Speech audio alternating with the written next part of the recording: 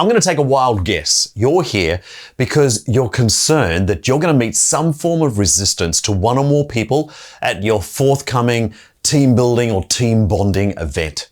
I get it. I know your pain. And it's really important to you because not only do you want to invite these people to participate, but you want everyone to have a great time. And of course, that makes you look good in front of all of your group. Don't stress. I'm going to share with you 3 brilliant team bonding activities that, in my experience, reluctant people love.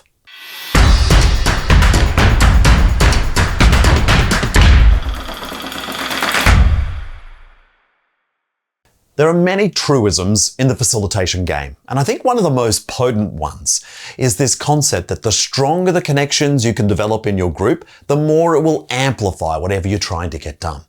So if you're in the business of trying to create a team bonding experience or a team building program or retreat, I think you also understand that any experience that invites your group to interact, to share, and to trust will become your best friend.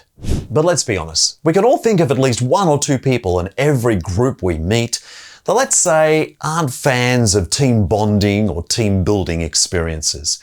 But over the course of my career, I've discovered there's one trick that really makes a big difference and can win over the disengaged, unwilling, or just simply reluctant participants. Put simply, commonalities. Connections develop with the very simplest forms of discovering you have something in common with somebody else. Now, that's a scientific truth. I haven't just made that up, but I also know it to be true, and so will you. Think about it for a moment. You go to an event where perhaps you're the only person you know in the room, but you approach someone or someone approaches you, and I can almost guarantee 9 times out of 10, the focus of your discussion is about seeking commonality because it's going to make each of you feel more comfortable, such as, have you been to this conference before? Where do you work? Where do you live? How often have you come here? And so on and so on. And as soon as you find that 1 or more things in common, the distress levels start to dissipate a little bit. People feel more comfortable. So the trick for me is in finding commonalities. And in the course of the next few minutes, I'm going to share 3 of my all-time favorite activities that are all about focusing on common bonds. There's no particular order, but it doesn't surprise me that at the top of this list is must choose. It's one of my go-to activities when I'm wanting a group to form some common bonds, particularly early on in my program. Now, you'll find all the step-by-step instructions below in the description notes, and you'll also find some videos at playmeo.com. But here very quickly is the guts of the activity. I ask a series of rounds of questions, and with each round, I ask a question, ask each person to consider one of 2 options. So you must choose between option A or option B. For example, Coke and Pepsi. Now, each person is paired with another person, and in the very beginning, all they need to do is share with their partner their preference between the 2 options that I gave them. White chocolate, dark chocolate, video games, board games. You get the idea. Sunset, sunrise. There is a billion different ways of understanding the things they might need to choose between. And so they choose it. They don't have to agree. They just need to know what their partner has chosen. And then I invite the whole group to split based on their preference. But before I get to that point, the most powerful part of this exercise about forming these common bonds, because at this point, it might be that the pairs actually choose something different, so no common bond there yet. But I also ask them before they split and we discover where the preference lies, is that each person now needs to speculate the result for the group. That is, if there's 30 people in the room, how many of them, well, not how many, but is the majority of them go for option A, or is the majority go for option B? They have to speculate and perhaps even provide some reasons. So it might be that if you've chosen Coke, you also think most of the group would choose Coke, but maybe you would go the other way. All right, so once they've shared that out, you then invite each person to stand on one side of the room based on their preference. So on one side of the room would be option A, in this case Coke, or option B, which would be Pepsi. And then very quickly you'll discover the majority. That's the first round. You do a second, third, fourth, fifth round. Typically a sweet spot's about 5 rounds. and they go backwards and forwards. Each time they'll be part of a different group, but each time, even if they're in the minority, they will still find something in common. And it could be as bizarre as you love sunsets more than other people, or you love video games, even though you might have been in the minority. Notice the trick here. The trick is finding those things in common. That provides an opportunity to connect with someone, and that is always the start of a journey for building relationships. This second activity actually has connections and common bonds embedded right into its name. They're called Ubuntu cards. They're produced by High Five Learning in the United States, and it's one of those activities, those resources I wish I had thought of. But first of all, Ubuntu is the essence of connection or common bonds. It is a Zulu word or concept that means I am because we are. And inside the box, there is a bunch of cards that have on one side a single image, and on the other side, a bunch of multiple images. And so the essence of this activity is to invite people to find those things in common. And I'll give you some examples in a moment, but here's the kicker for working with reluctant people. Immediately you put something into their hand, they are interested. It's piqued their interest. You've started to engage them, and that is always the first step towards building their interest in participating in your program. So having a prop is kind of like one of those tricks of the trade to be able to get people over the line, to engage them, to invite their participation.